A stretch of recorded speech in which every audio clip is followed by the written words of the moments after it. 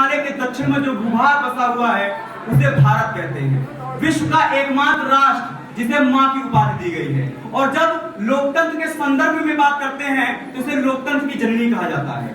लोकतंत्र की मूलभूत अवधारणा 1215 ईस्वी में इंग्लैंड के कानूनी प्रपत्र मैग्ना कार्टा से नहीं अपितु सहयोग, समन्वय एवं अस्तित्व पर आधारित भारतीय संस्कृति से हुआ है। लोकतंत्र कोई व्यवस्था नहीं, लोकतंत्र भारत के लिए एक विचार है, एक परंपरा है, एक संस्कार है। जब हम इसको भारतीय संदर्भ में चर्चा करते हैं तो भारत के लिए 1950 से ही भारतीय लोकतंत्र का विचार और प्रस्ताव नहीं हुआ। भारत की जब हम बात करते हैं तो उसके वेदों से सभाओं की चर्चा होती है।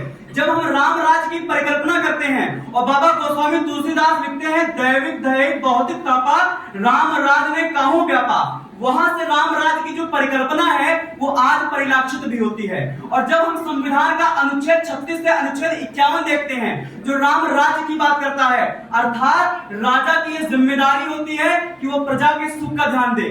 राजा जनता को सर्वोपरि मानता है और हम राम राज्य के उदाहरण के साथ देख सकते हैं कि भगवान राम अपने परिवार से ऊपर समाज को प्राथमिकता दिया। उनको पता था कि सीता जी निर्दोष हैं, परंतु उन्होंने प्रजा के सुख के लिए समाज के सुख को आगे रखा। जब हम महाभारत में बात करते हैं कि किस प्रकार से एक कूटनीतिक राजनीतिक व्यवस्था वहां पर थी, लोकतंत्र तब तक परिलक्षित नहीं हो सकता है जब तक वहां चर्चाएं ना हो।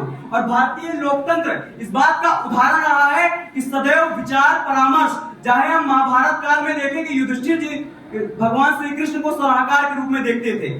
अगर हम चोर वंश का उदाहरण लें कि 9वीं शताब्दी से लेकर 13वीं शताब्दी तक वहां सत्ता के विकेंद्रीकरण अर्थात सत्ता के विभाजन की चर्चा हुई है।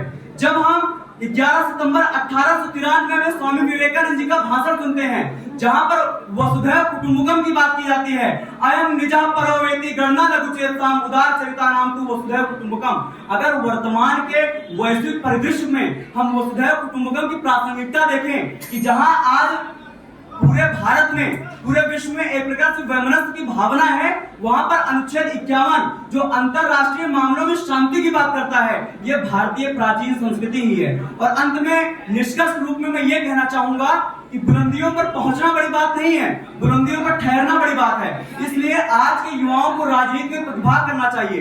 लोकतंत्र तब तक परिलक्षित नहीं हो सकता है जब तक हम वहां के युवा राजनीति में प्रतिभाग नहीं करेंगे। बहुत बहुत धन्यवाद।